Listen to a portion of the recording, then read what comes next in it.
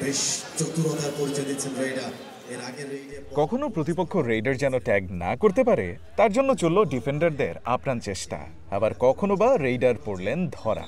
ঢাকা জেলা প্রশাসকের কার্যালয়ের আঙিনাতে কাবাডির এমনই এক্সাইটিং শো শুরু হয় সকাল থেকেই। তারুণ্যের এই উৎসব দেখতে দিনভর হাজির ছিলেন শতাধিক মানুষ।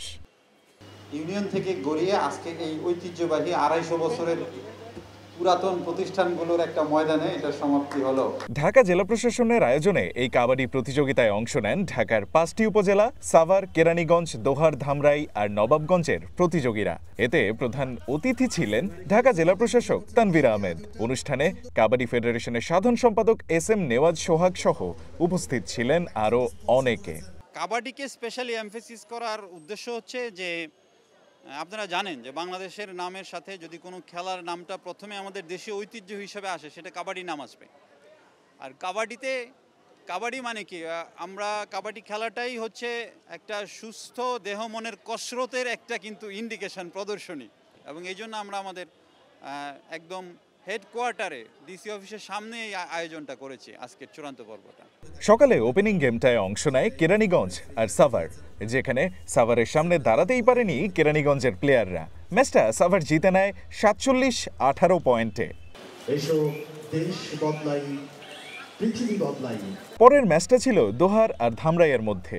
দুটো দল খানিকটা কাছাকাছি শক্তিমত্তার হলেও শেষ পর্যন্ত প্ল্যানের দারুণ এক্সিকিউশনে দোহারকে ৪৯-৩১ পয়েন্টে হারিয়ে সরাসরি ফাইনালে উঠে যায় ধামরাই। এরপর আবার মাঠে নামে সাভার। এবার তাদের প্রতিপক্ষের নাম নবাবগঞ্জ। খেলায় একেবারেই সুবিধা করতে পারেনি নবাবগঞ্জের প্রতিযোগীরা। সাভার ওদেরকে ৫২-২৩ পয়েন্টে হারিয়ে উঠে যায় ফাইনালে।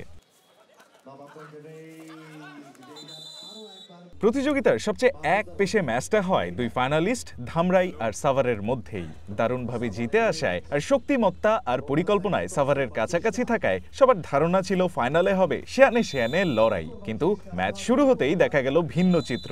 সাভারের প্লেয়ারদের দারুণ পারফরম্যান্স আর কৌশলের কোনো জবাব ছিল না ধামরাইয়ের কাছে। ফার্স্ট হাফে দুইবার অল আউট হয় ধামরাই। সাভার বিরতিতে যায় ২৮-৯ পয়েন্টে এগিয়ে থেকে। সেকেন্ড হাফে ধামরাই ম্যাচে ফিরবে এমনটা দর্শকরা ভাবলেও ম্যাচ শুরু হতেই দেখা গেল আবারও সাভারের একচেটিয়া আধিপত্য।